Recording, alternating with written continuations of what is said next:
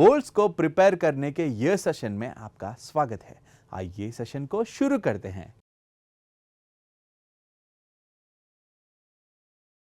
आइए इस सेशन के मुख्य उद्देश्यों के बारे में जानते हैं। इस सेशन के अंत तक आप निम्नलिखित कार्य सफलतापूर्वक करने में सक्षम होंगे। बोल्ट्स के लिए बाहरी थ्रेड्स को काटने के लिए ब्लैंक साइज को फाइल करें। बोल्ट्स के थ्रेड्स के सिरे को शैम्फर करें। बोल्ट्स में बाहरी थ्रेड्स को काटने के लिए आवश्यक लंबाई को चिह्नित करें। बोल्ट्स में डाई और डाई स्टॉक का उपयोग करके बाहरी थ्रेड्स को काटें।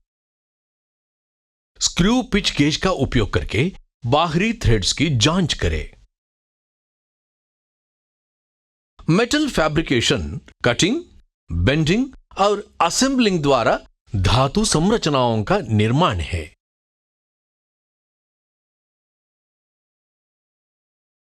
यह एक मूल्यवर्धित प्रक्रिया है जिसमें विभिन्न रॉ मटेरियल से मशीनों, भागों और संरचनाओं का निर्माण शामिल है।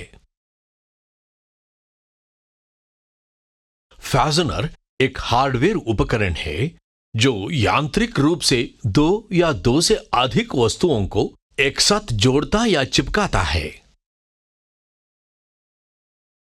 आमतौर पर फैजनर्स का उपयोग नॉन परमानेंट जॉइंट को बनाने के लिए किया जाता है, यानी ऐसे जोड़ जिन्हें जुड़ने वाले घटकों को नुकसान पहुंचाए बिना हटाया या डिसमेंटल किया जा सकता है। फैजनर्स विभिन्न प्रकार के होते हैं, अर्थात nuts, bolts, screws, washers, key and keyways, studs, rivets, anchors, nails, inserts, retaining rings, clevis pins and cotter pins. Bolts धातु की एक पतली रॉड से बने होते हैं जिनके हेड्स अलग अलग आकार के होते हैं। बोल्ट्स को हेड्स के प्रकार और थ्रेड की लंबाई द्वारा निर्दिष्ट किया जाता है। आइए बोल्ट को बनाने की तैयारी करें। 25 mm व्यास से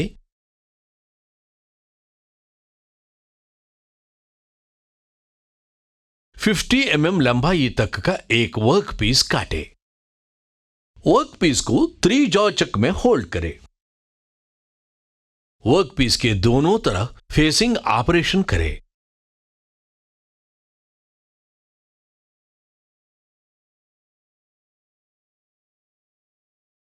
गोलाई पाने के लिए प्लेन टर्निंग ऑपरेशन करें।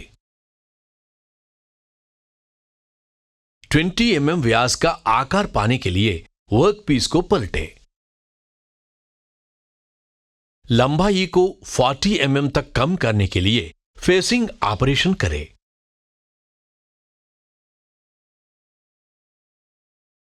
ड्राइंग के अनुसार 32 mm की लंबाई के लिए व्यास को 9.875 mm यानी ब्लैंक साइज तक घटाने के लिए स्टेप टर्निंग ऑपरेशन करें।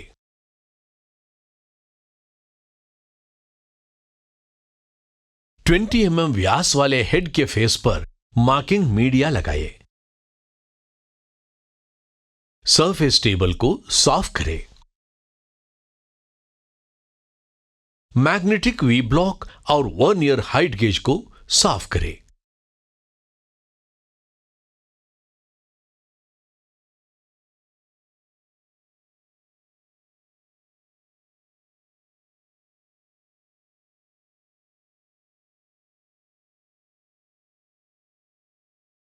प्री मशीन्ड सिलिंड्रिकल जॉब को मैग्नेटिक वी ब्लॉक पर रखें।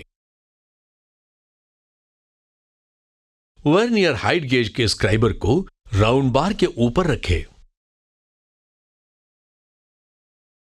वर्नियर हाइट गेज में प्रारंभिक रीडिंग से 2.9 mm कम माप सेट करें।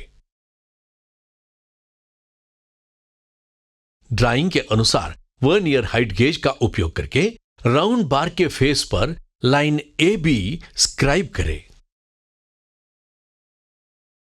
पिछली प्रक्रिया के अनुसार ट्राई स्क्वायर और स्क्राइब लाइन BC का उपयोग करके जाब को 90 डिग्री पर घुमाएं और सेट करें। पिछली प्रक्रिया के अनुसार ट्राई स्क्वायर और स्क्राइब लाइन CD का उपयोग करके जाब को 90 डिग्री पर घुमाएं और सेट करें। पिछली प्रक्रिया के अनुसार ट्राई स्क्वायर और स्क्राइब लाइन AD का उपयोग करके जाब को 90 डिग्री पर घुमाएं और सेट करें। ड्राइंग के अनुसार स्टील रूल और स्क्राइबर का उपयोग करके कोऑर्डिनेट पॉइंट्स AC और BD को जोड़ें। सेंटर पंच और बॉल पिन हैमर का उपयोग करके इंटरसेक्टिंग पॉइंट O पर पंच को विटनेस मार्क करें। यह सर्कल और हेक्सागन का सेंटर है। रेखा BD के दोनों ओर 5 mm की दूरी पर समानांतर रेखाएं PQ और SR खींचिए ताकि दोनों रेखाएं BD के समानांतर हो।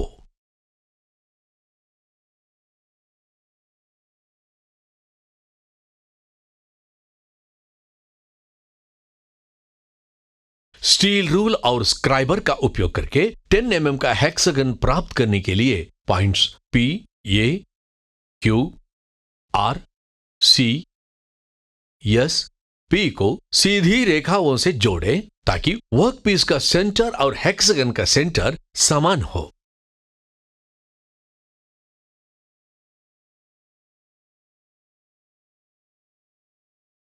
चित्र के अनुसार डार्ट पंच और बॉल पिन हैमर का उपयोग करके फेस पर हेक्सागन को विटनेस मार्क करें। प्रोफाइल प्राप्त करने के लिए बेंच वाइज पर बास्टर्ड फाइल का उपयोग करके फाइल को रफ करें।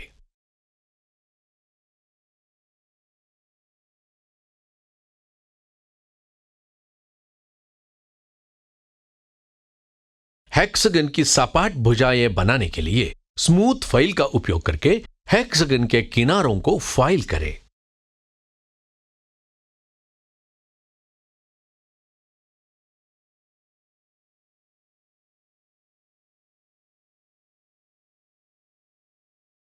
त्रिजाचक में हेक्सागन बोल्ट की लंबाई वाले खिल बिठाए। 2 mm × 45 डिग्री के आयाम के लिए हेक्सागोनल हेड की तरफ चैम्फर करें। ट्राई स्क्वायर का उपयोग करके एल्यूमिनियम वाइज क्लैंप्स के साथ बेंच वाइज में हेक्सागोनल हेड बोल्ट को 90 डिग्री में पकड़े। M10 थ्रेड के आकार और 1.5 mm की पिच के लिए फिर ब्लैंक साइज 9.875 mm होगा। डाई स्टॉक में M10 डाई को सेट करें। डाई को हेक्सागोनल हेड बोल्ट के राउंड ब्लैंक एंड पर डाई स्टॉक के साथ रखें। बाहरी थ्रेड को काटने के लिए घड़ी की दिशा में और घड़ी की विपरीत दिशा में घुमाएं।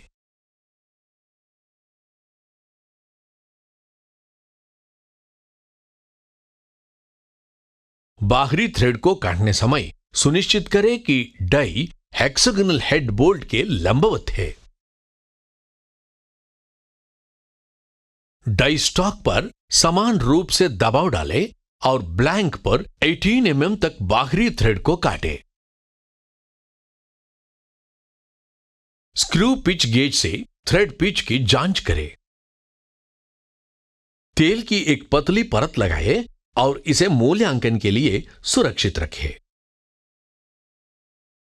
संक्षेप में कहे तो हमने यह सीखा है। बोल्ट्स के लिए बाहरी थ्रेड को काटने के लिए ब्लैंक साइज को फाइल करें।